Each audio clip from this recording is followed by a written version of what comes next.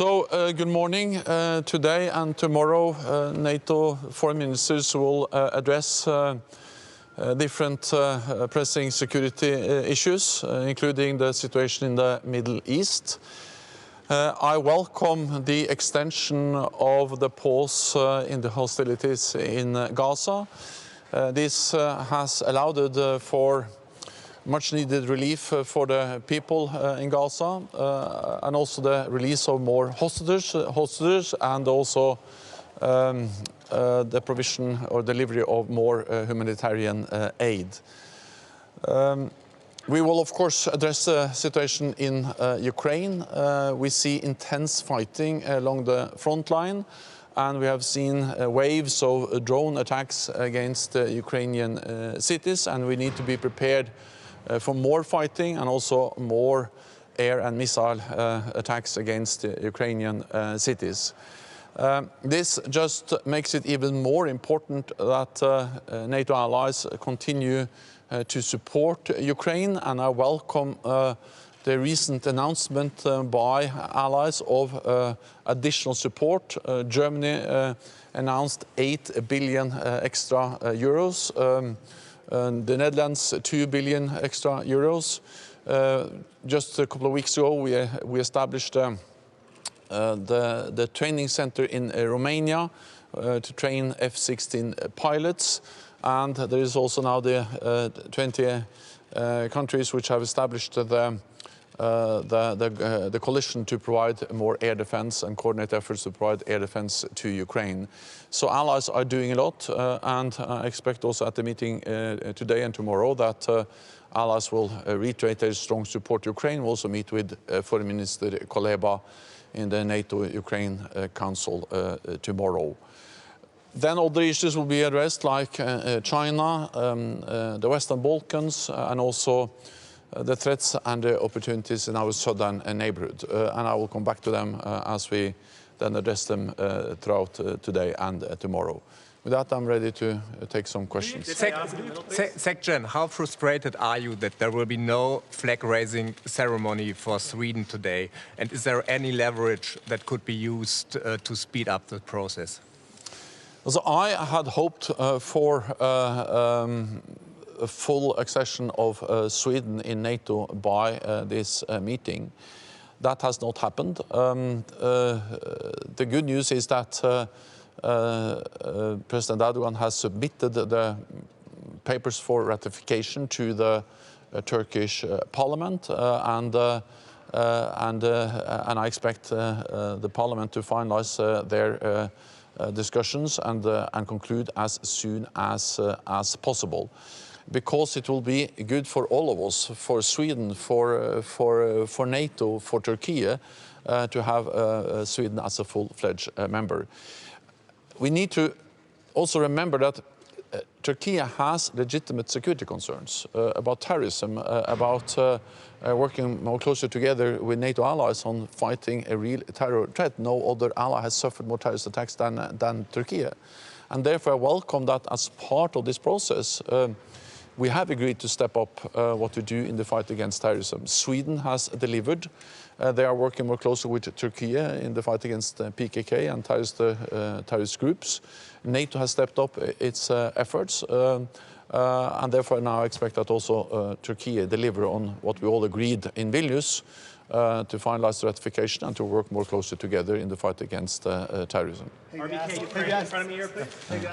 RBC Ukraine News Agency, Secretary General, do you expect a major breakthrough on the front lines in Ukraine in some foreseeable future, and what does Ukraine need to do so? I'm very careful predicting about the developments along the front line, because the wars are by nature unpredictable. What we have seen is that the courage, the determination, the skill of the Ukrainian armed forces have impressed the whole world, because we need to remember where we started when this war, when the full-fledged invasion happened last year.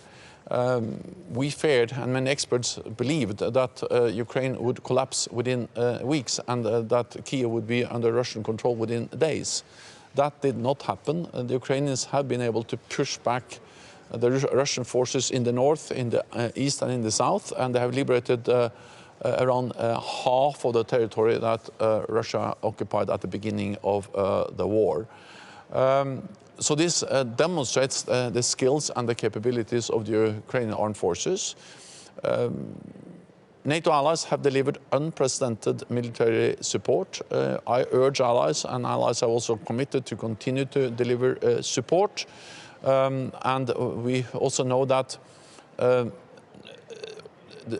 the front line has not moved over the last year, but the intense fighting continues. And we have also to take into account that even though the front line has not moved so much, the Ukrainians have been able to inflict heavy losses on the Russian forces with deep strike capabilities, with cruise missiles delivered by NATO allies. So we need to continue to support them, also knowing that the stronger Ukraine is on the battlefield, the stronger the hand will be on the negotiating table. So if we want a negotiated peaceful solution, which ensures that Ukraine prevails as a sovereign, independent nation, then the best way to get there is to continue to provide military support to Ukraine, and that's what allies are going to do. Donita Salihovic, Face TV. Mr. Stoltenberg, does your visit to the countries of the Western Balkans have anything to do with Zelensky's statement that the Balkans is Russia's next target? And does NATO have any operational knowledge, intelligence data about possible conflicts in Balkans, especially in Bosnia? As I just returned from a visit to the region, to Bosnia-Herzegovina, to Serbia, Kosovo, North Macedonia, and I met also leaders from the whole region. And of course what we see there is that tensions are increasing. We have seen increased tensions and inflammatory rhetoric in Bosnia-Herzegovina. We have seen actually some serious incidents of violence in Kosovo, including attack on NATO peacekeepers. 93 NATO soldiers were wounded, some of them were very seriously wounded. And we also saw the Banska incidents where actually 3 people were killed in September in Kosovo. So these are serious incidents, and we need to stay focused on the Western Balkans at the same time as we, of course, address the war in Gaza and also continue to provide support to Ukraine. Rest assured, NATO will do what is necessary to sustain or to ensure stability in the region, because this is important for not only the Western Balkans but also for the whole of Europe and NATO. We have a presence there. We work together with the European Union, the EU4 force in Bosnia-Herzegovina.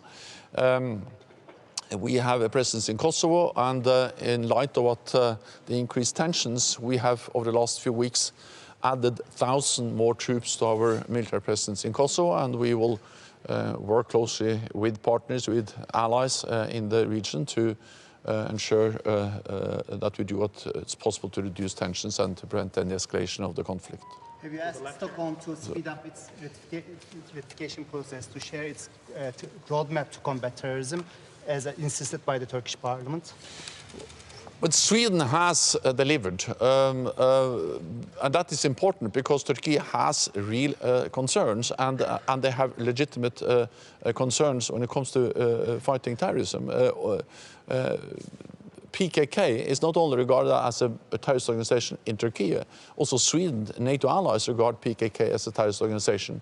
So therefore I welcome the fact that the Swedish intelligence services and the Turkish intelligence services are now working more closely together, sharing more information, and have also established a permanent mechanism to work more closely together to address legitimate concerns of Turkey. I also welcome the fact that Sweden has removed restrictions on arms exports to Turkey, because I strongly believe that allies should be able to buy and acquire military equipment from each other. So therefore, I have stated that the time has come also then for Turkey to finalize its part of this agreement, to finalize the ratification. And I welcome, therefore, that the President has submitted the the papers for ratification to the parliament. He did that a few weeks ago.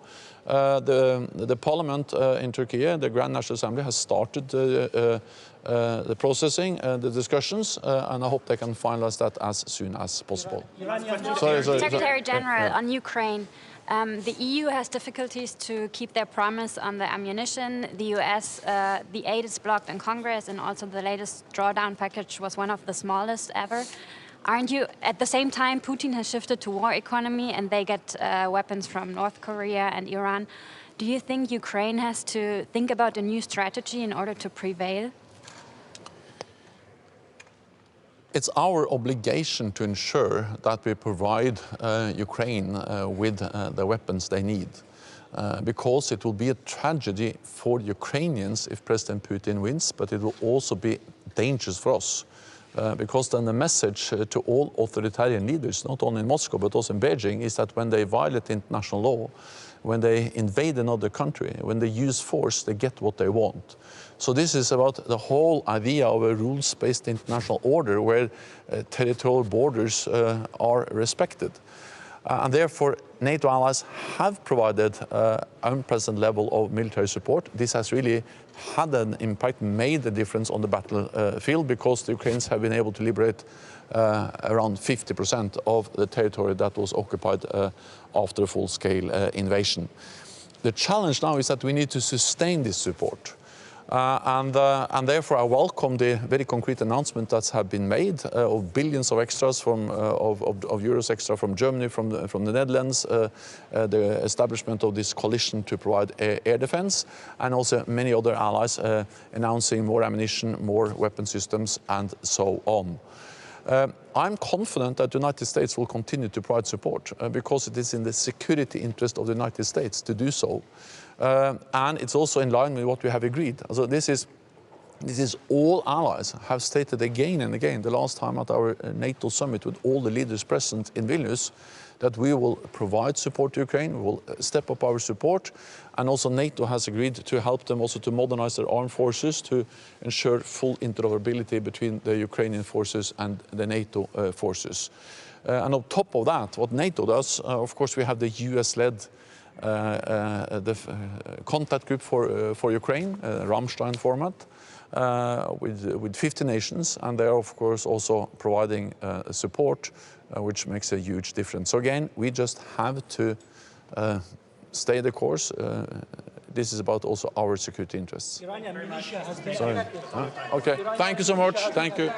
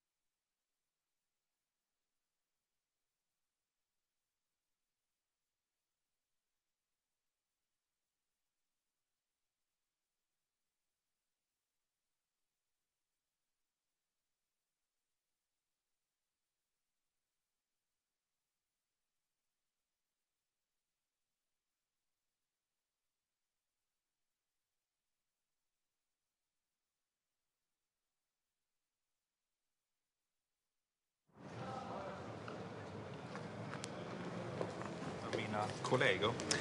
Självfallet hade jag också gärna sett att Sverige hade kunnat delta i det här mötet som fullvärdig medlem, men nu har vi fokus framåt. Och vi vet ju att Turkiet har sagt att man kommer att fortsätta behandlingen av den svenska ansökan i det turkiska parlamentet. Och det är viktigt att så sker, precis som generalsekreterare Stoltenberg har sagt, så är det viktigt att Sverige blir fullvärdig medlem utav NATO. Vi har det allvarligaste säkerhetsläget sedan andra världskriget och också naturligtvis ett krig i vårt närområde i form av Ukraina. Så det är viktigt och angeläget att det här sker och att Sverige kan delta i de här mötena som medlem fullt ut. Och därför är det viktigt att Turkiet och Ungern slutför sin ratificeringsprocess. Men vad kommer Men den säga här... till din turkiska kollega? Ja, jag kommer naturligtvis att säga det som vi alltid säger. Vi har fullföljt våra åtaganden och vi räknar med att det turkiska parlamentet kommer att slutföra ratificeringsprocessen precis på det viset som vi kom överens om i samband med NATO-toppmötet i Vilnius i somras. Tror du det handlar om Sverige egentligen, eller handlar det om att Turkiet vill köpa flygplan? Vi vet ju redan att de här frågorna hänger ihop, för det har ju president Erdogan själv sagt i samband med att han gjorde sina statements i september. Så det är ju en ytterst dåligt bevarad hemlighet att det förhåller sig på det viset, utan de här sakerna hänger ihop. Men det betyder ju inte att Sverige inte genom att uppfylla våra åtaganden, vi har ju gjort det som vi sa att vi skulle göra. När det gäller ditt möte då med Turkiets utrikesminister, hur långt kommer det att vara och vilka frågor är föranmälda? Alltså så här, antalet minuter, det spelar liksom ingen roll i det här sammanhanget, utan det viktiga att fokusera på det är att vi får möjligheten att sitta ner och prata, och vi kommer naturligtvis att ta upp det som vi alltid tar upp i det här sammanhanget, nämligen en förfrågan om fortsättningen på processen i det turkiska parlamentet och när man räknar med att vi har slutfört den här processen och man kan gå till omröstning. Det är ju det viktiga. Och det kan ju bara det turkiska ministern och det turkiska parlamentet svara på, för det här är ju ett parlament som är suveränt, precis som den svenska riksdagen är suverän.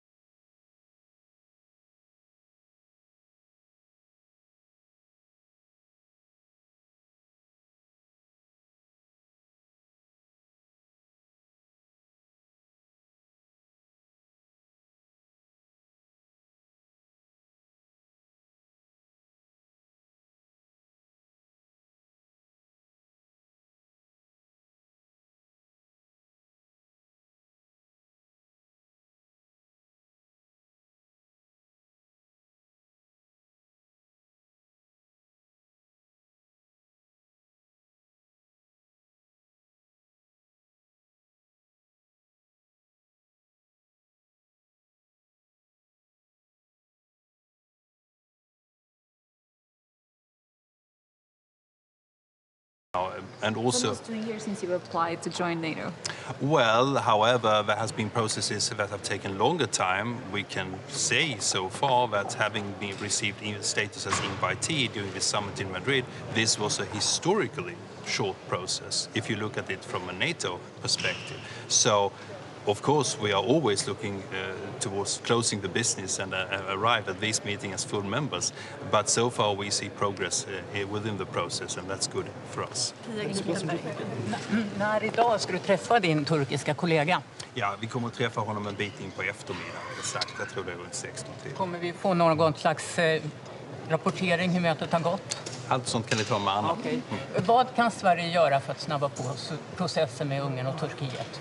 Det är inte en fråga om att snabba på, utan i det här fallet har vi fullföljt våra åtaganden som vi gjorde i Madrid och som bekräftades i Vilnius. För svensk vidkommande finns det ingenting kvar, utan vi noterar ju, precis som jag svarade tidigare i en fråga, att det naturligtvis finns andra processer som också äger rum. Vi vet ju till exempel att president Biden i samband med Vilnius-toppmötet talade om att han höll på att sätta samman ett, som han kallade för konsortium mellan Turkiet och Grekland kring försäljningen av F-16-plan till Turkiet och F-35 till Grekland. De här sakerna spelar säkert roll för den tidsutdräkt som vi har bakom oss. Men nu räknar vi också med att man kommer att gå i mål och att vi kommer att få se ett slut på den här processen så att vi kan bli fullvärdiga medlemmar. Har Sverige några indikationer på när det kommer att behandlas i Ungern respektive Turkiet? Det turkiska parlamentet har ju redan processen igång. Vad gäller Ungern så vet vi att de har slutfört sin parlamentariska process och har egentligen bara slutomröstningen kvar. Och den kan de genomföra med ganska kort varsel. Men har Sverige några indikationer på när det här kan ske? Jag har inga datum här och nu naturligtvis. Det här är ju suveräna parlament som vi pratar om.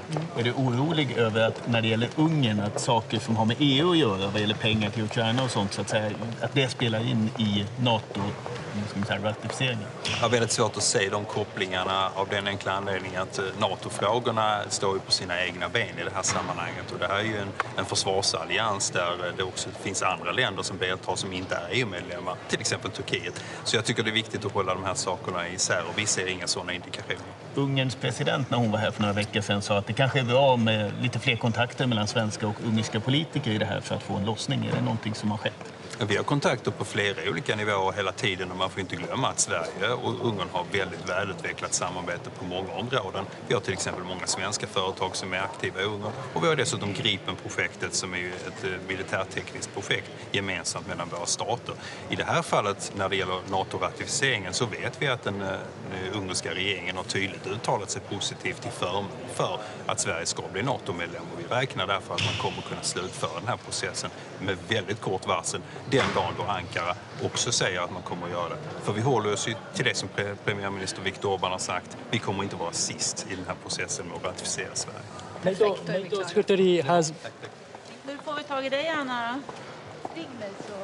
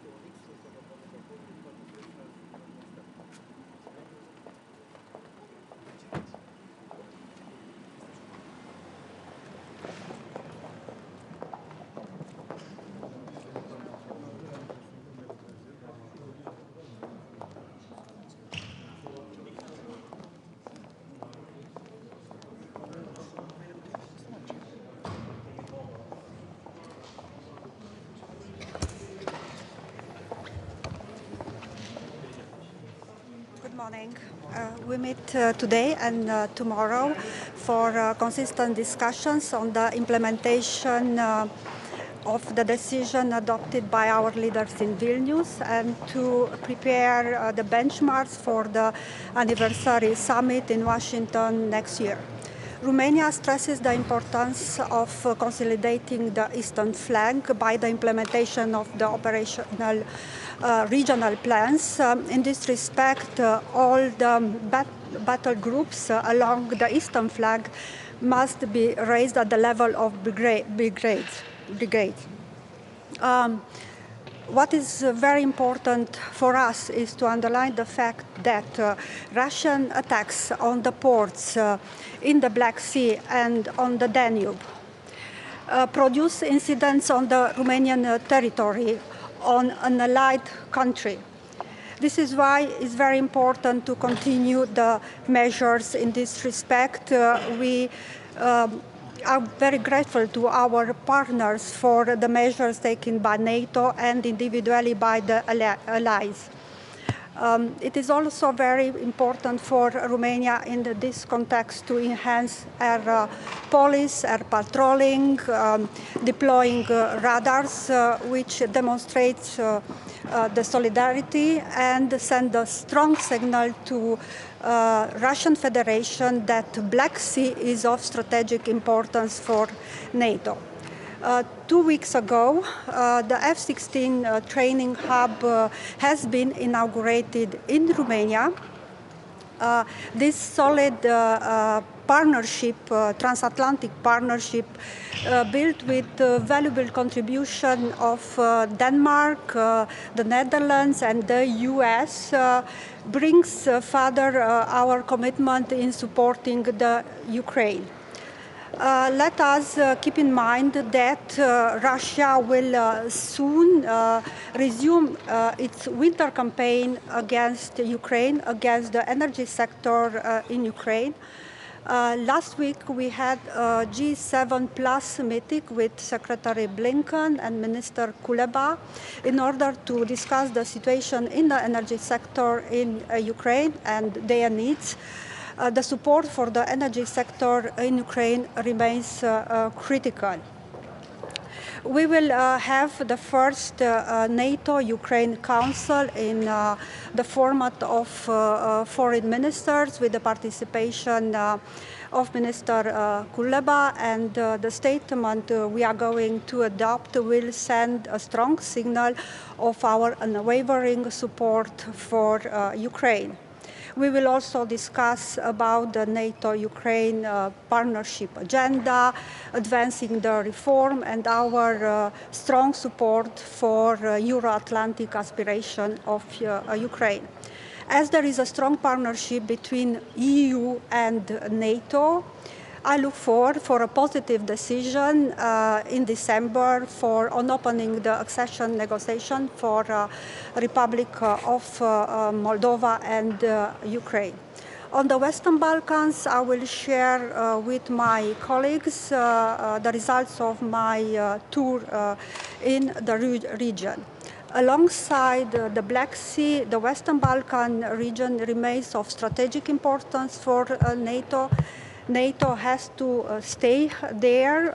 Romania is doing its part of the work by having increased its contributions to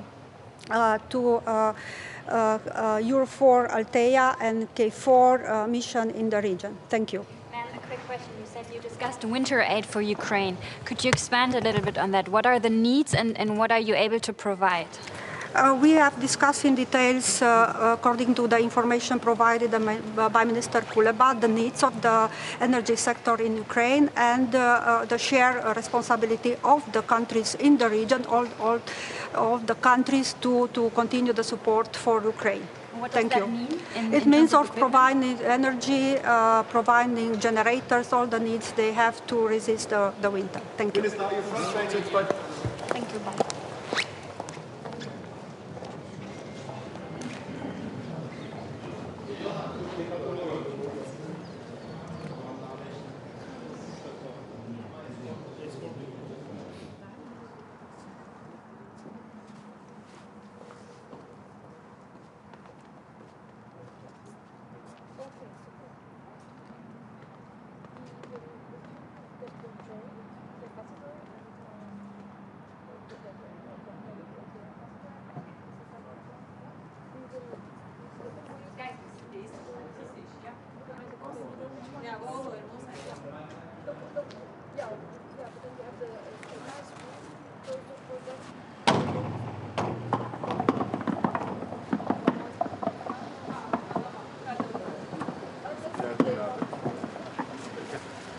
Gel kenara gel.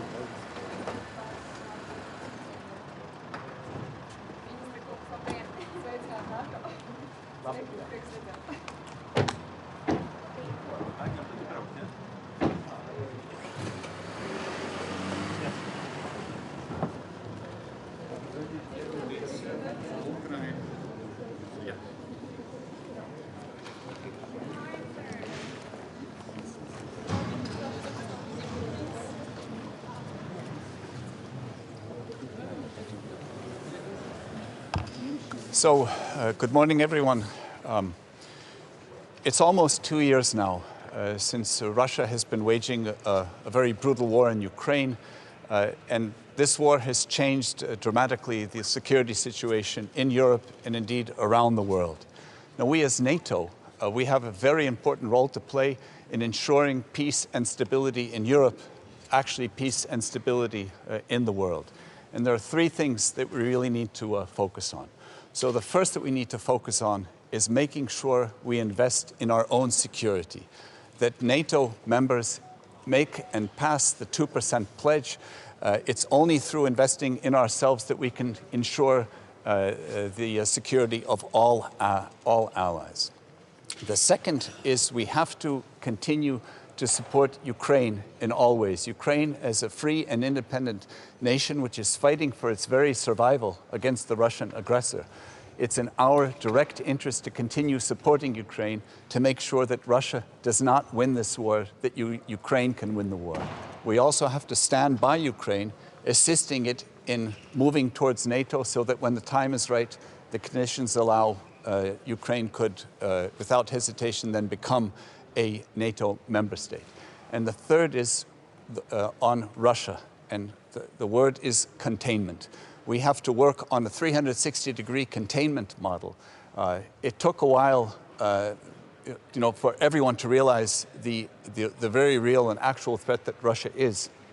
But now what to do to deal with it and how to do that in the long term means 360 degrees. It means, of course, conventional forces, it means air defenses, it also means cyber defenses, it means working on defense against disinformation, the whole field. These are the main things that we need to do as NATO looking forward, realizing the very real threat that Russia is. And finally, I'd like to add one final note that we're going to be having an interesting debate on the Balkans, the Western Balkans.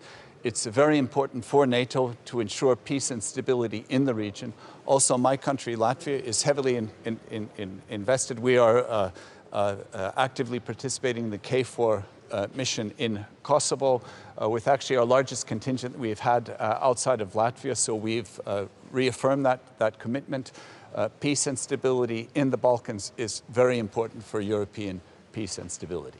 Sorry, a quick question on Ukraine. Does Ukraine need to change its strategy? Because it seems like the Western partners are not able to resupply Ukraine as quickly as it's necessary.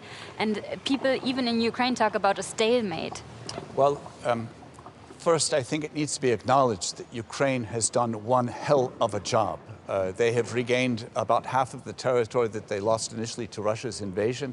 Russia, which is 3-4 times larger in terms of manpower, in terms of the economy. Ukraine has withstood that, and the Ukrainian people, their heroism and their determination is something that I think those of us outside of Ukraine can only admire. It's also a question of our expectations. So if there was an expectation that maybe a counteroffensive would be lightning fast and happen overnight, that's clearly not the case. But when we look at the actual numbers, we see the Ukrainians inflicting damage on Russian equipment and personnel on a daily basis. Minister, are you disappointed that there will be no flag-raising ceremony for Sweden today? And in your view, is Turkey still a reliable NATO partner?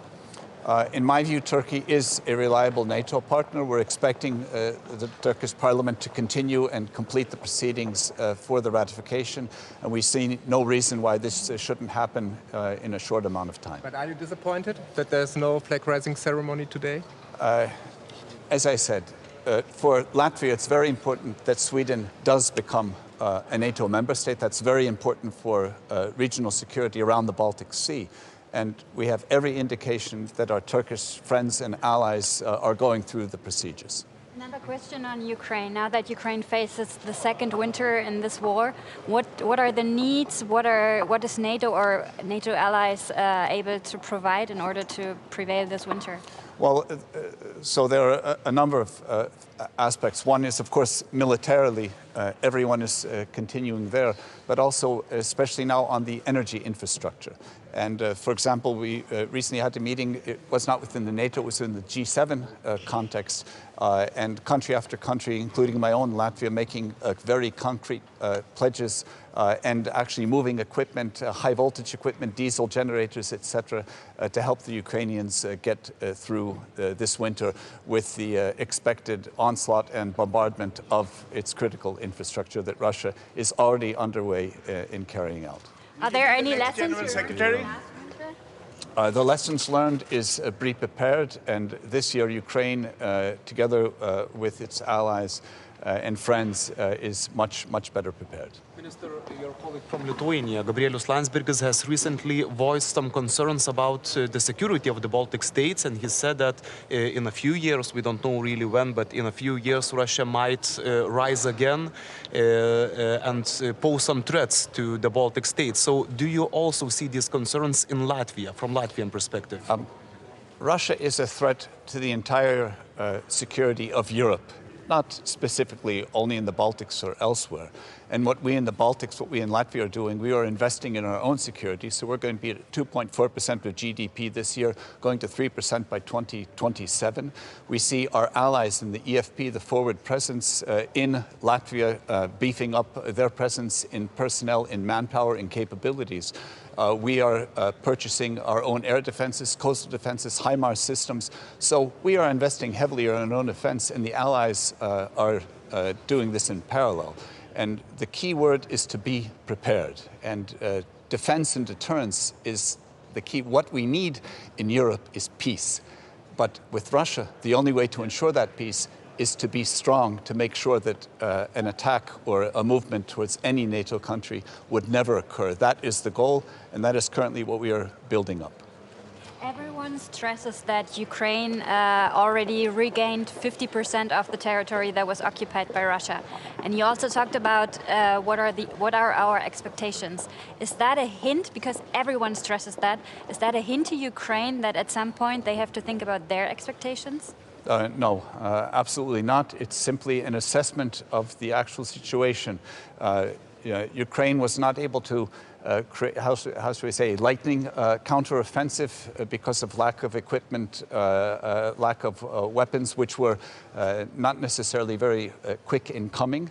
And that allowed the Russian side to dig in and prepare their defensive positions, which simply means that the task is possible, but it's much more difficult than maybe some imagined early on. Do they need other weapons? The Ukrainians, it's very clear that they need the long-range missiles so that they can seriously impede Russia's logistic capabilities. Because in a war such as this, impeding the logistics capabilities, the resupply ability, is key in success. Minister. Thank you.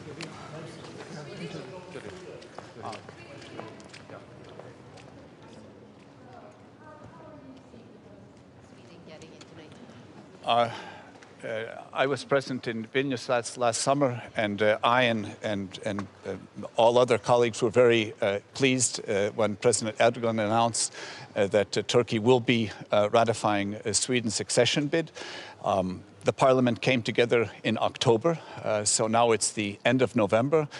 It's in committee. We're expecting it to get out of committee and get to the big vote. So we're anticipating with pleasure and want to welcome Sweden as the 32nd NATO member state. Sweden will be present today, which is very important. And Sweden is, of course, involved in exercises, but it's important that the final ratification process does go through, and we're expecting this to happen. If Sweden joins, when Sweden joins, it's quite likely they will end up with the Nordic countries under American command, and that will leave the Baltic countries a bit alone? I don't think that's a fair assessment. NATO it has a political aspect and it has the military aspect. The military aspect and the defensive plans are drawn up by generals. And this is what we approved also in Vilnius. So which areas under which command, all in the end is under SACEUR. And it's a question of how the military wants to operate its logistics and its chain of command. So I see no difficulty there whatsoever. Should the Nordics support you or Kaja Kallas as next General Secretary? Well, I think it's important to ask what should the next General Secretary have, what are the requirements of the job, and I think that there are a number of them. So one, NATO needs a proven consensus builder. We're going to have 32 countries. Keeping 32 countries together on any topic is a big challenge, and we need a consensus builder that can work with any and all allies to move everyone forward in the same direction. Second, I think it's important that the next Secretary General would come from a country and also personally that has a proven track record of investing in his or her own military spending, so investing the 2% of GDP or above. I think that's important as a clear signal to all allies that this really is important to us. And it also is clear that the next Secretary General has to have a clear vision on the future role of NATO, how it's going to expand, how it's going to be working to contain Russia, acknowledging the threat not in a way that is raising panic, but simply acknowledging the very real threat that Russia is and working with allies to contain Russia. It is doable. We can do it if we are calm but very determined. And that's what the next Secretary General has to have, the ability to carry all this program out. I have two questions for you. One is on Sweden. How will you speak to Mr. Hakan Fidan about the situation regarding the parliament not having ratified Sweden? Well, I think all of us are continually speaking with our Turkish friends and politely inquiring when will that vote take place. And we're being reassured that everything is in process. And we're actually seeing that the movement is there. So I can only say that Latvia is anticipating Sweden's final ratification and accession as the 32nd NATO member state.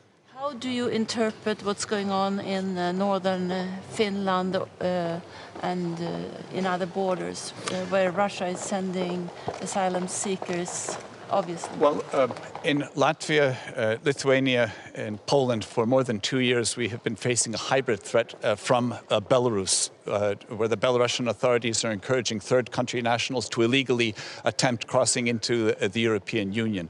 And we're simply seeing that situation is now extending from Finland also in Estonia. So you could say the entire Russian-Belarusian border now is a potential hybrid threat.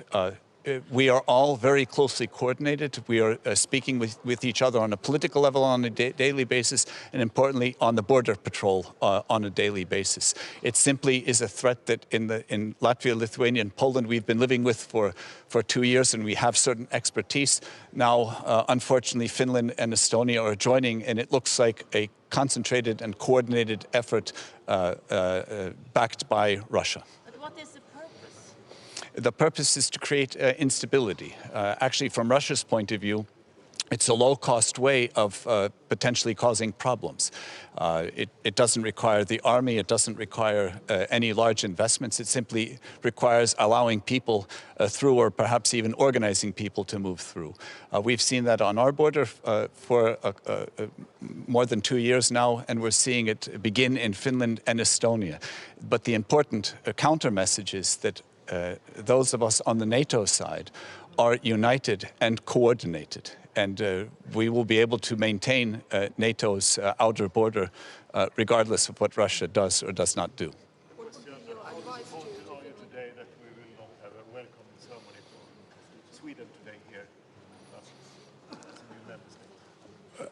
How disappointed?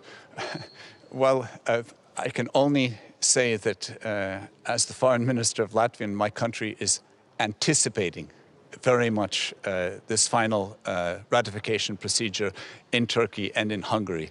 And we're hoping that it will be completed as soon as possible.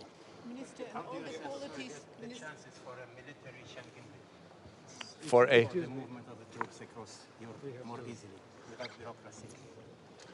NATO troops moving from country to country without serious issues. Yes, well, this has already been addressed. It is being addressed. It is not yet fully solved, but we need to solve it, of course, to have that. This is very crucial for coordination. Agreed. Agreed. Thank you.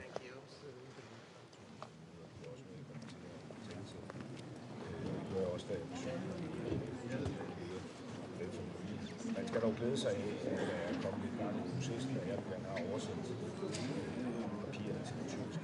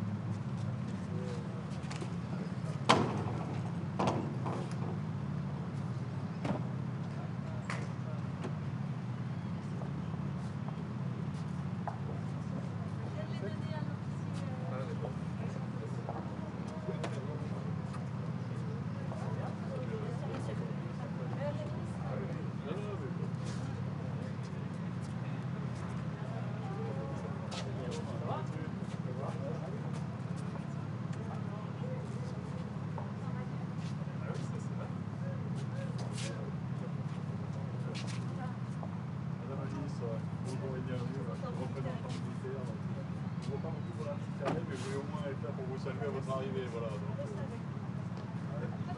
j'aimerais bien, mais j'ai pas mal de... représentant de l'Union européenne également. Très bien.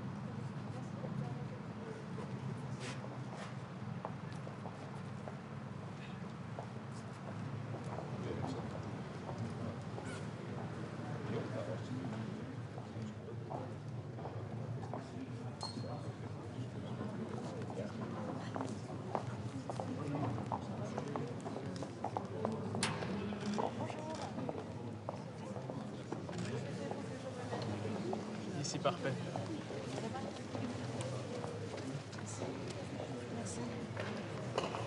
Bonjour à toutes et à tous. Quelques mots sur cette ministérielle. Bien sûr, nous sommes d'abord réunis pour traiter de l'Ukraine. L'Ukraine qui s'apprête à passer un nouvel hiver difficile et chacun a vu le cynisme avec lequel la Russie a marqué une reprise forte des frappes sur Kiev, la plus importante en réalité depuis le début de la guerre, et ceci au moment même des commémorations de Holodomor. C'est une triste illustration de sa mentalité et de son comportement. Donc nous marquerons, nous réaffirmerons notre soutien à l'Ukraine, un soutien qui doit s'exercer dans la durée. Évidemment, vous vous souvenez, étant à l'OTAN, que lors du dernier sommet, nous avons, en G7 et aussi en entraînant quelques autres pays, décidé de prendre des engagements de sécurité pour soutenir l'Ukraine, marquer ce soutien dans la durée. Et donc nous sommes maintenant attelés les uns et les autres à la mise en œuvre de ces engagements. Pour ce qui concerne la France, nous avons engagé des discussions avec l'Ukraine. Elles sont engagées depuis plusieurs semaines maintenant. Elles sont bien avancées et nous espérons d'ailleurs terminer à la fin de l'année ou au tout début de l'année prochaine. Ce que nous proposons, ce sont des engagements de sécurité sur les trois volets, sur l'humanitaire, sur l'économique, et évidemment sur l'aide militaire, à la fois en termes de formation et d'équipement militaire, avec désormais une priorité sur la production et la maintenance. Il faut que nous sachions produire plus et que nous aidions aussi les Ukrainiens à produire davantage. Voilà un premier grand thème. Le deuxième grand thème, je crois que c'est évidemment la préparation du 75e anniversaire de l'Alliance. Donc nous commencerons ici, lors de cette ministérielle, les travaux pour la préparation du prochain sommet. Et dans ce cadre, là aussi, on se souviendra qu'à Vilnius, un chemin a été tracé pour accueillir la perspective d'adhésion de l'Ukraine et l'accompagner. Cette perspective a tout notre soutien, je le redis, et le rôle de l'OTAN à cet égard est important pour l'aider dans ses progrès, en complément avec ce que les alliés font, chacun d'entre eux à titre national, et en complément également de ce que fait l'Union européenne, qui est extrêmement important au profit de l'Ukraine et aux côtés de l'Ukraine. Voilà. Peut-être un troisième et dernier dossier que je souhaiterais évoquer, qui est celui de l'adhésion de la Suède au sommet de Madrid, non pas au sommet de Vilnius, mais au sommet précédent, le sommet de Madrid, c'est-à-dire il y a maintenant 17 mois.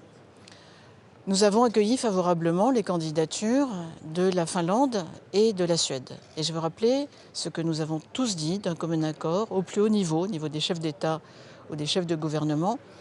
La force de notre alliance, elle est dans l'unité des alliés.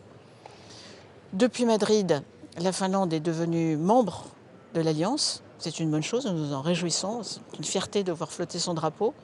La Suède ne l'est pas encore. 29 pays ont ratifié la candidature de la Suède. 2 ne l'ont pas encore fait, donc nous attendons de la Turquie et de la Hongrie qu'elles ratifient désormais sans plus tarder cette adhésion. Il en va de la force et de la crédibilité de notre alliance. Il ne faut pas perdre un jour de plus. Voilà 3 principaux dossiers. Il y en a d'autres, vous le savez, mais les 3 principaux que je voulais évoquer devant vous.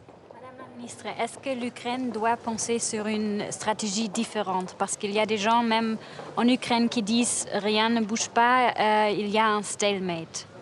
Je ne crois pas que ce soit le cas. On sait que la contre-offensive est difficile. On sait que les russes avaient pris le temps de faire des lignes de défense, ligne après ligne, qui sont puissamment organisées.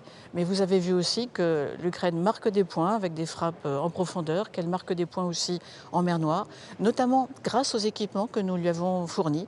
La flotte russe a été contrainte de s'éloigner très largement de Sébastopol et nous continuons d'être aux côtés de l'Ukraine. Cette stratégie est la bonne, il faut la renforcer, il faut la construire dans la durée et que ce soit un message pour l'Ukraine, pour nos industriels aussi, de façon à ce qu'ils puissent investir et désormais produire plus, aider l'Ukraine davantage. Et c'est un message aussi, vous le savez bien, pour le reste du monde, et en particulier pour la Russie, qu'elle n'ait aucun doute que nous sommes engagés aux côtés de l'Ukraine dans la durée. Il en va de l'architecture de sécurité en Europe et de nos intérêts de sécurité. Donc nous le réaffirmons et nous le réaffirmerons ici. Ceasefire between Israel and Hamas, do you think has to be continue like that? Oui, vous connaissez la position de la France sur la trêve. De longue date, depuis plusieurs semaines, le président de la République, le gouvernement, moi-même, nous ne cessons d'appeler à une trêve, une pause qui soit durable. Nous l'avons dit dès le 19 octobre au sommet du Caire, nous l'avons redit au Conseil de sécurité des Nations Unies, nous l'avons dit dans nos déplacements dans la région, le président encore fortement. Il faut une trêve de longue durée qui puisse permettre d'acheminer et de distribuer l'aide humanitaire, qui puisse permettre aussi la libération de tous les otages et qui puisse permettre de travailler, d'œuvrer à un cessez-le-feu. Il le faudra parce qu'il faut relancer une perspective politique. La paix et la sécurité dans la région viendront d'une solution politique et de nulle autre. Et je dis ceci en rappelant le droit d'Israël à se défendre, mais le devoir qu'a ce pays, comme tout autre, de se défendre dans le plein respect du droit international humanitaire. Merci à tous. À plus tard. Thank you. Otages français, les 3 otages français libérés hier.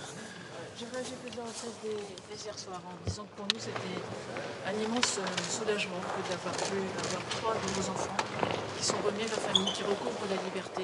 Je partage la joie de leur famille. Ce sont des familles qui sont éprouvées depuis 50 jours, qui ont vécu dans l'inquiétude, dans l'angoisse, qui ont, vous le savez, pour les familles qui ont la joie d'avoir 2 des leurs pour une famille, un autre pour une autre, qui ont subi des épreuves, qui sont dans l'inquiétude.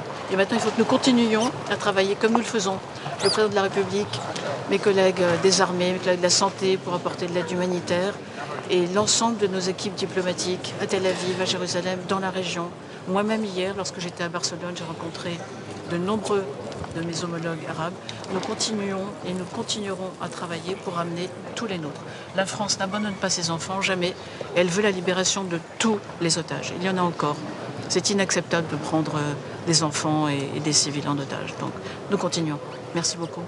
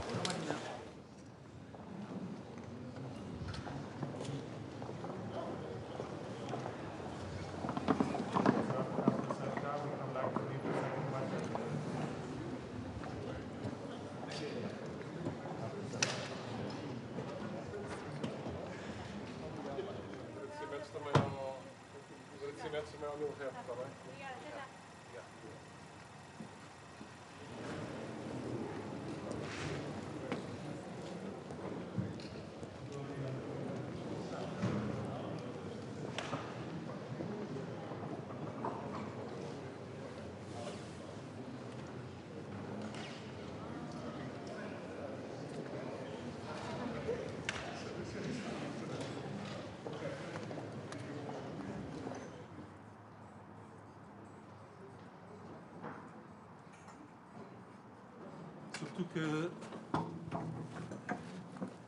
If there is a delegation, we can be stuck here.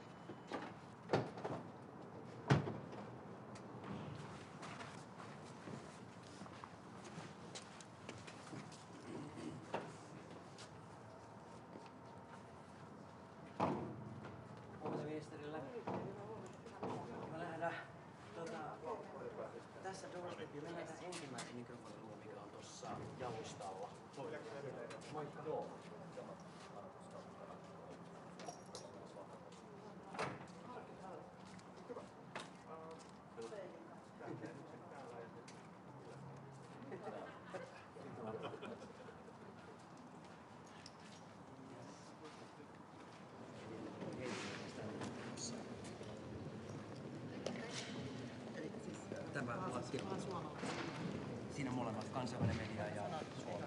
Jo englanniksi.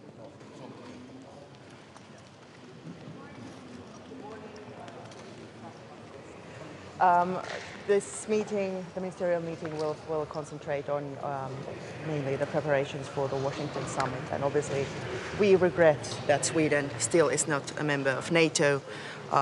The membership of Sweden is highly crucial for the entire alliance, and we hope that in the near future there will be further steps to be taken in that direction. Now, Ukraine is, as we speak, fighting an existential war for the future of Europe, for our way of life and our values. So the solid support for Ukraine is extremely important now and also towards the Washington summit, that there's also a credible path for Ukraine into the membership of NATO someday. Now, we think that burden sharing and also especially that Europe takes a stronger role in supporting NATO in defense spending, but also in ramping up its defense industry is highly topical and of key interest, not only for Finland, but obviously for our common future. So thank you so much. Frau Ministerin, was werden Sie Ihren türkischen Kollegen heute sagen und sind Sie enttäuscht, dass es noch nicht so weit ist mit Schweden? Also ich muss sagen, wir sind tatsächlich ziemlich enttäuscht. Wir hatten uns schon gefreut, dass wir dieses Treffen dafür benutzen, dass wir erstens Schweden willkommen heißen in die NATO und dass wir uns auf andere Themen konzentrieren können. Aber klar, ich werde dieses Thema auch mit meinem Kollegen aus der Türkei wieder aufnehmen und wir hoffen, dass wir vielleicht in den kommenden Tagen, Wochen und tatsächlich vor Weihnachten diesen Schritt gehen können, dass Schweden ein Mitglied wird. Yksi kysymys vähän tämän kokouksen ulkopuolelta päivän toista uutisesta. Missä kohtaa EUn pakotevalmistelu on menossa pakkolunastusten osalta Venäjältä jäädytetyistä asioista? Ja onko mahdollista, että tällä voitaisiin saada Helsinki-halli viimein takaisin suomalaiseen käyttöön? No itse asiassa uusin pakotepaketti on valmistumassa ja Suomi on ollut siinä tiiviisti valmisteluissa mukana.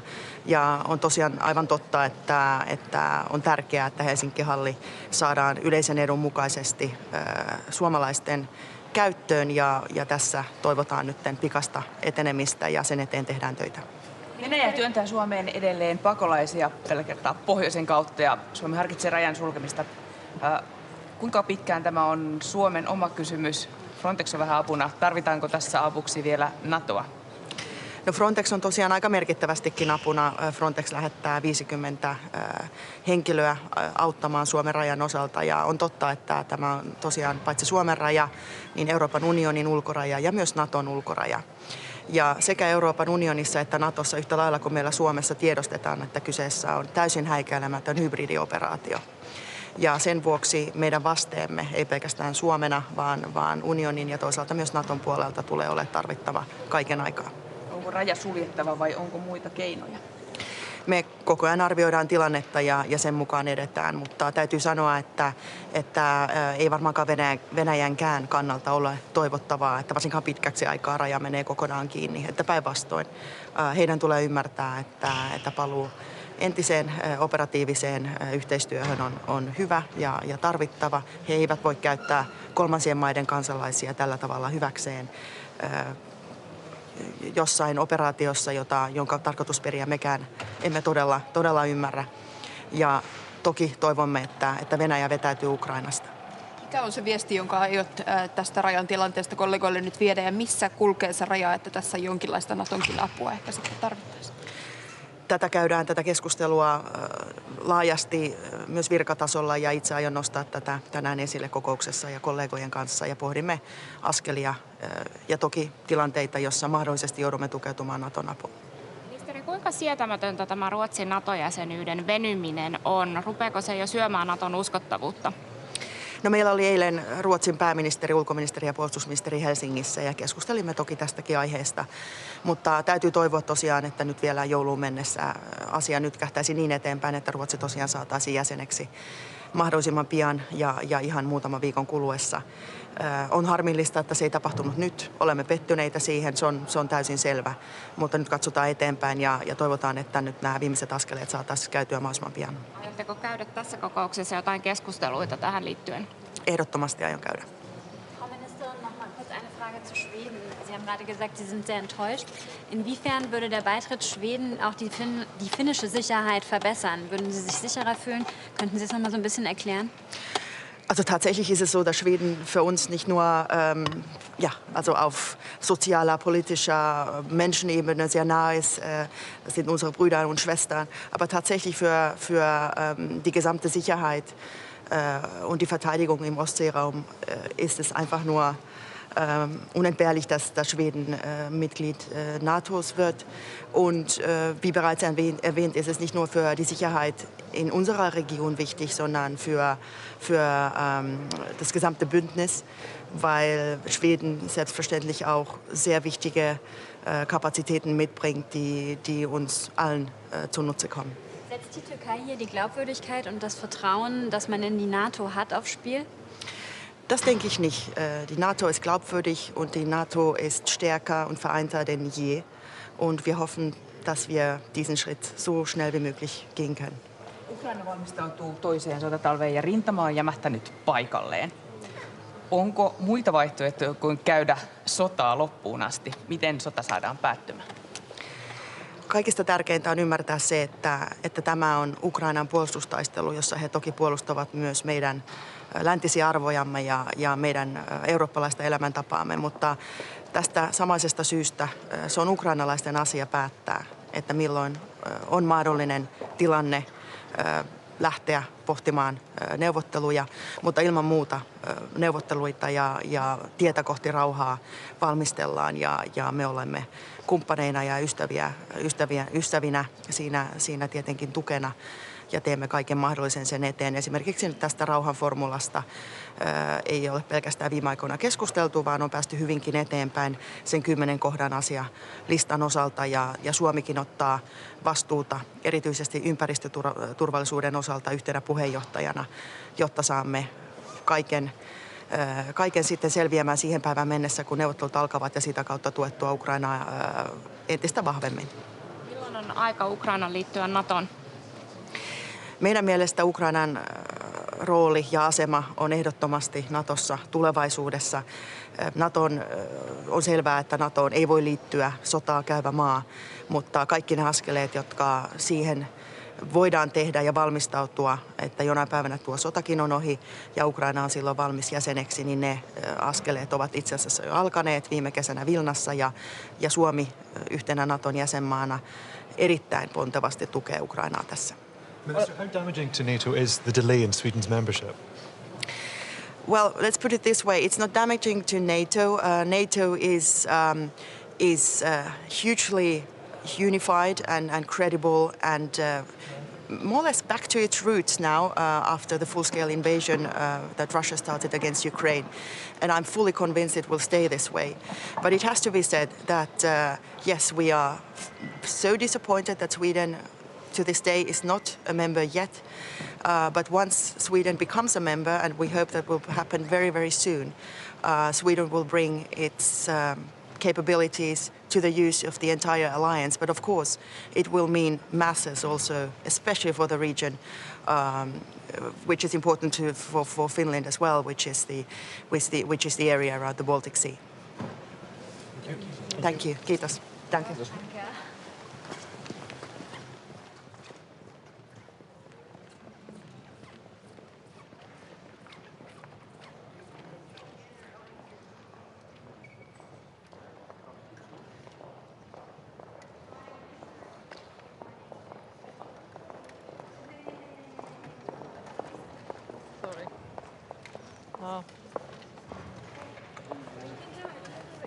Well, After I will switch in Bulgarian. Well, good morning, everyone. First of all, important meeting ahead of us with an agenda where I see two key words, coordination and anticipation. So I think that today it's more than ever important to continue to support Ukraine as long as it takes, but at the same time really to be proactive and to define together what are the next steps in order not to create expectations that we'll be not able to fulfill. Of course, very important question on the agenda is the Western Balkans. I must say that the security in Western Balkans is part of our security, so we need definitely here to discuss together how to tackle some of the disinformation campaigns, but at the same time to see together with our partners how we can contribute to have a normalization process in order definitely again to see the stability and positive perspective ahead of the region. Of course, we'll all prepare the next summit in Washington as concrete as we should be. That will be maybe the best that we can do today, and I very much hope that today's discussion will be constructive and will give a clear perspective not only for Ukraine, not only for the other members that we all expect, like Sweden, but really together to say that NATO and European Union, we are the guarantee of the security for all our citizens. Thank you. What do you mean by when you say worried about creating expectations? What did you mean by when you said you're worried about creating expectations? Well, you know that during the Vilnius summit there was the expectation for the membership, and I think that for us it was important to create this council, Ukraine and NATO, in order to show that we are equal partners and we have to discuss. And that's why this meeting is important today, because that will be the first one in order to define how together we can accelerate the process, but at the same time really to be here and to follow not only the question of the membership, but the reforms in Ukraine, the preparedness, how together we can modernize our armies in order to be ready for the challenges of tomorrow. When do you think Ukraine will be ready to join NATO? When would you like to see that happen? Well, I think that there is only one condition that we would like to wish and to have in order to have them as member of the Union. That means the end of the war. Thank you. Bulgaria opens their airspace for the plane of Mr. Lavrov? Well, actually, the decision is to open the airspace for the Russian delegation that need to join Skopje, because you know how important is this meeting in Skopje in order to preserve OSCE, and we allowed this flight, but for us it was important before to check the list with the people, and as you already can see in our decision, there is no people that are in the sanction list and that are included in the delegation. So, thank you. Госпожо министър, може ли и на български? Чакайте само. Да, елате. Извинявам се. Не на сянка. Елате малко по-насам. Малко по-насам. Това е заради светлината. Да, така. Ако може така, да. Добре. Обаче, какви теми ще обсъждате днес? Три важни теми в днешното заседание. Разбира се, най-напред подготовката за следващата среща на върха в Вашингтон през 2024 година. Аз искам да кажа, че следващата година се навършват 75 години от създаването на НАТО и 20 години откакто България е член. Така че за мен ще бъде много важно в центъра да поставим две ключови думи – координация и изпреварващи действия. Да направим така, че да не създаваме очаквания, които не можем да изпълним, а напротив всички заедно да имаме ясна представа за колко широко обхватни са предизвикателствата в областта на сигурността. Радвам се, че ще имаме възможност да говорим за Западните Балкани. Знаете, че България е не само заинтересована от това да има стабилност в Западните Балкани, но и допринася със своя опит тази стабилност да бъде дълготрайна. Затова смятам, че е много силно послание, че заедно с върховния представител и външните министри на НАТО ще можем да погледнем теми като борбата с дезинформацията, нормализиране на процеса Белград-Прищина, но разбира се всички да си дадем ясна равносметка, че стабилността на Западните Балкани означава стабилност за Европа. Радвам се, че ще имаме възможност още веднъж всички, вярвам много ясно, да изразим подкрепата си за Украйна. Самия факт, че след срещата в Вилниус за първи път съвета НАТО-Украйна се събира, означава, че този формат има много ключова роля и той наистина е да очертае следващите стъпки, защото когато ще си говорим за членството на Украйна в НАТО, България подкрепя, за нас е също толкова толкова важно заедно като партньори да проследим страната в реформите, които тя прави, за това да бъде чисто и просто добре подготвена и за бъдещи кризи и да отговори на изискванията, които са изисквания на НАТО. Така че да, за мен е много важно, че всички тези теми ще бъдат обсъдени. Може би още една бих добавила, защото за нас тя също е важна. Несъмнено технологичната подготвеност. Колкото по-често си говорим за иновационния фонд в НАТО, за фонда Диане, толкова по-бързо ще разберем, че технологичната подготвеност днес означава по-добри отбранителни способности и със сигурност Европа, съюзниците в НАТО, в Европейски съюз, не могат да си позволят този лукс да изостават и това са важни теми. Госпожо министър, много ви моля да уточним как върви диалогът София-Скопие относно преминаването на Сергей Лавров през българското въздушно пространство. Само за него ли разрешава България преминаване или за цялата делегация? И София знае ли кой е в тази делегация? Скопие казало ли не кой е в тази делегация? София никога не би си позволила да даде разрешение за прелитане пред въздушното пространство, ако нямаме ясна представа за състава на делегацията. Затова, освен че разрешението е временно, точно за целта на срещата, защото срещата в Скопие е изключително важна. Смятам, ако искаме в един момент изобщо да си говорим за бъдеще на организацията за сътрудничество, също толкова беше важно да имаме пълен списък с делегацията и ясно сме казали, че когато в списък има човек, който е включен в санкционните списъци на Европейския съюз, той няма право да пътува и това сме и направили. В последния момент ще имаме извинявайте, с Брюксел, с Европейската комисия. Всичко необходимо като координация е направено, защото сами разбираме, че това е важно. Факта, че господин Лавров може да пътува, е свързан с изключенията, които и на него са дадени, бивайки в списъка за международни форуми да може да участва. Затова и продължителността на това изключение е много ясно дефинирана. От 3 часа за заседанието до 72 часа, като ние, как пак казвам, ясно сме получили, поискали информация и получили за списъка и в списъка, който сме получили, сме изключили всеки, който е в санкционния списък на Европейския съюз. А имало ли такива хора в делегацията първоначално? Колко имаше, да, и ние не сме се съгласили. Значи... Свършили сме си работата, смятам. Има изключени от делегацията. Да, има изключени. Колко бяха? Колко души? Много. Да. Делегацията е многобройна, но вижте, това е формат, който всяка една от държавите решава. Аз също съм с много голяма делегация в Скопие и смятам, че сериозността на заседанието показва, че и екипите отзад са мобилизирани. Вие ще се срещнете ли с господин Лавров в Скопие и ако да, какво ще му кажете? Как може да ми задавате този въпрос? Мисля, че отговорът ми е много ясен, защото България е членка на Европейския съюз и има много ясно прието поведение и начин, по който се отнасяме в такива срещи. И аз смятам да застана твърдо зад него, както го правя от ден първи, откакто съм външен министър. Благодаря. For Canada. So first and foremost, let me talk to you about Israel-Hamas Middle East conflict. First and foremost, Canada welcomes the extension of the truce. We were all relieved seeing hostages being released and of course humanitarian aid going into Gaza. We hope that there can be another extension of the truce because we need to see all hostages being released. We need to make sure that there is more humanitarian aid going into Gaza, and we need to see all foreign nationals being released because Canada still has Canadians that are remaining in Gaza and would love to be able to get out of Gaza. I would like to thank, of course, Qatar, Egypt, and the US who have been playing an important role. And we hope that the extension of the truce will help to bring a lasting peace to the Middle East, which can be only achieved through a two-state solution. Now, let me talk to you also about Ukraine. Of course, while what is happening in the Middle East is taking a lot of our attention, we need to make sure that we are always focused on Ukraine, and that is why we will continue to support Ukraine. I think we did a lot back in Vilnius this past summer. We had important commitments that were announced, and now we're in the midst of implementing these commitments. And this will be part of the conversations we will be having today and tomorrow at NATO.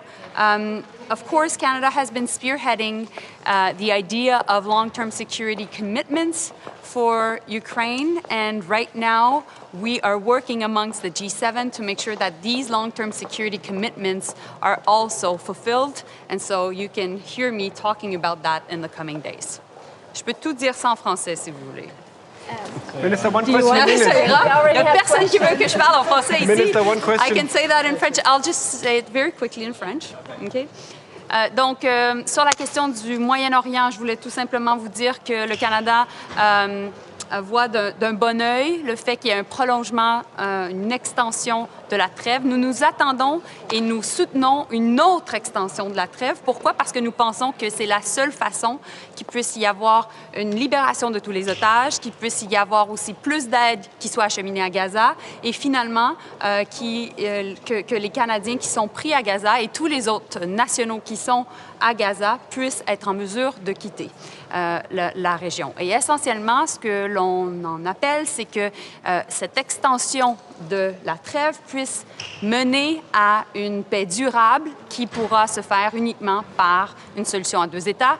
Aussi, ici, nous sommes présents pour parler de l'importance de soutenir l'Ukraine, aussi être en mesure de remplir notre promesse d'aider les Ukrainiens à long terme. Le Canada a été très impliqué dans le développement de l'idée des garanties de sécurité à long terme pour l'Ukraine et c'est ce sur quoi je vais travailler avec mes homologues au cours des 2 prochains jours.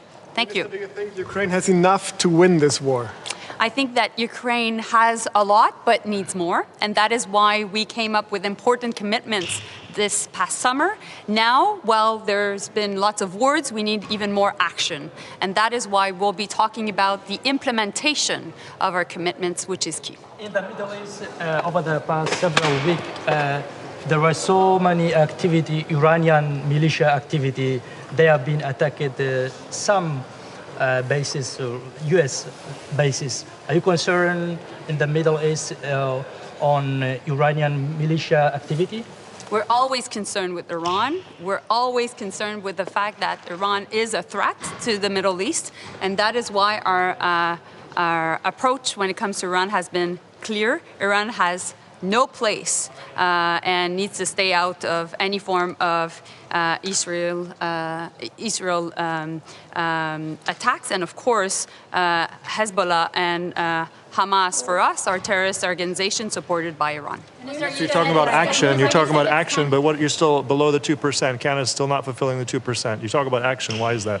Well, Canada is now increasing its military defense spending. Particularly, we're heading the Latvian NATO forces. We're working right now on the defense policy update, and we will increase our defense spending. So you said that it's time for action. So Yeah. Enough the words anymore, but still the resupply is not fast enough. The EU misses its target to send 1 million ammunition.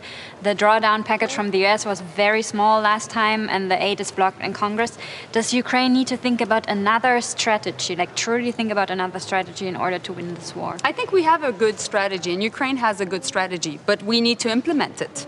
And so that's why we'll be talking about it.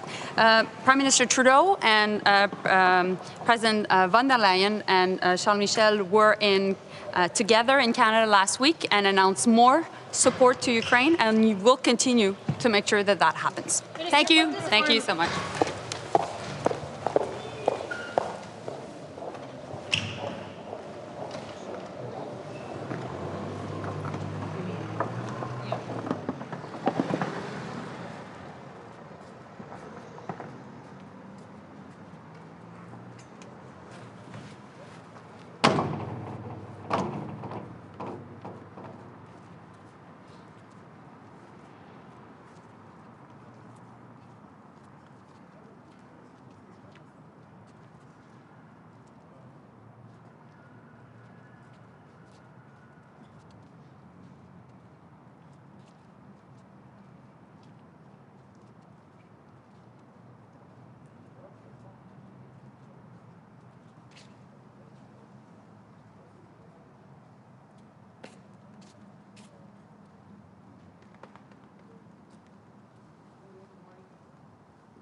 Hello.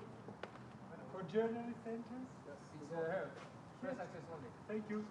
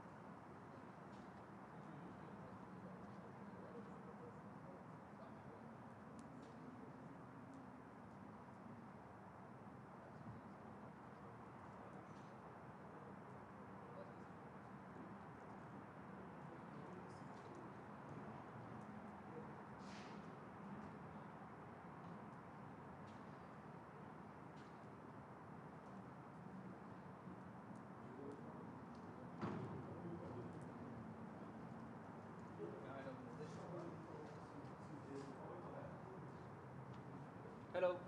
Hi. Are you waiting for a driver? For the minister.